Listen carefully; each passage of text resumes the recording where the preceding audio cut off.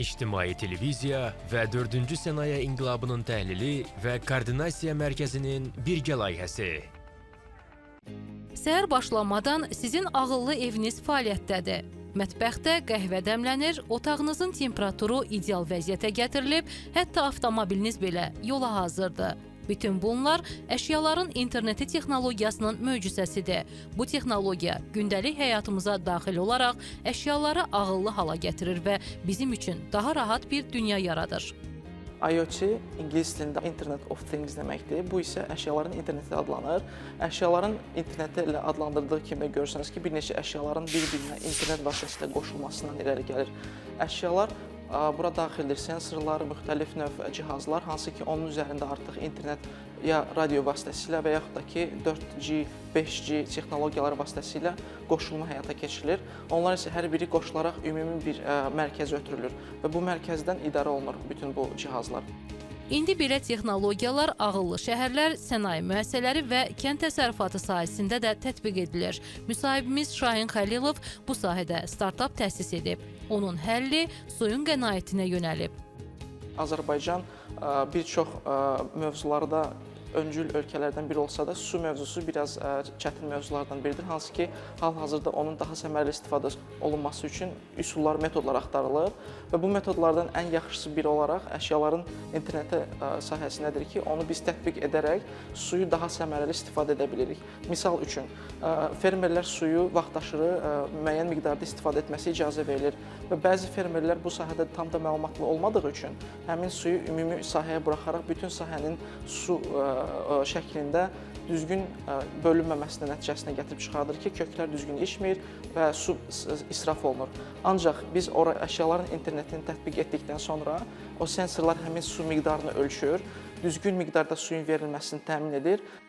Küçələrdə enerji istifadəsini optimallaşdıran, ağıllı işıq dirəklərindən tutmuş fabriklərin istehsal proseslərini avtomatlaşdıran sistemlərə qədər hər şey əşyaların internetinin həyatımıza gətirdiyi üstünlüklərdir.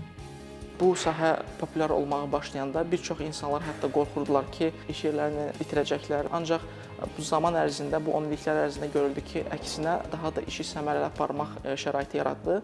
Və buna misal olaraq bir çox maşın zavodlarında və yaxud da ki, digər böyük istehsalat mərkəzlərində robot kütlələri əşyaların interneti vasitəsilə bir-birinə əlaqəyə keçirək, onlar sinxron işləməsi həyata keçirilir.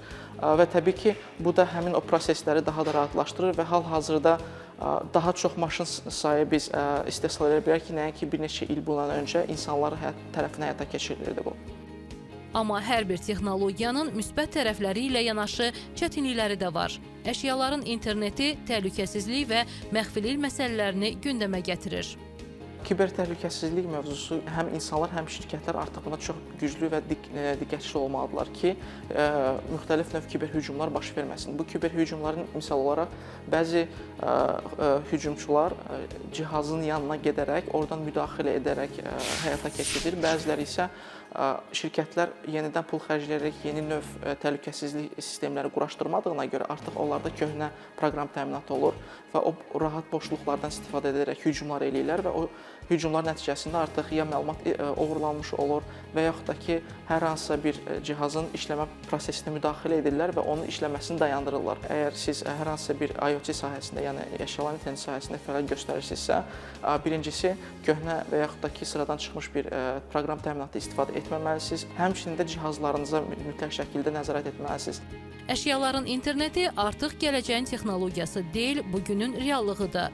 Bu texnologiyanın inkişafı həyatımızı asanlaşdırmaqla yanaşı, cəmiyyətin daha ağıllı və səmərəli idarə olunmasına imkan yaradır. Lakin bu yenilikləri həyatımıza daxil edərkən təhlükəsizlik məsələlərini unutmamalıyıq. Çünki ağıllı sistemlər yalnız düzgün idarə olunduqda ağıllıdır.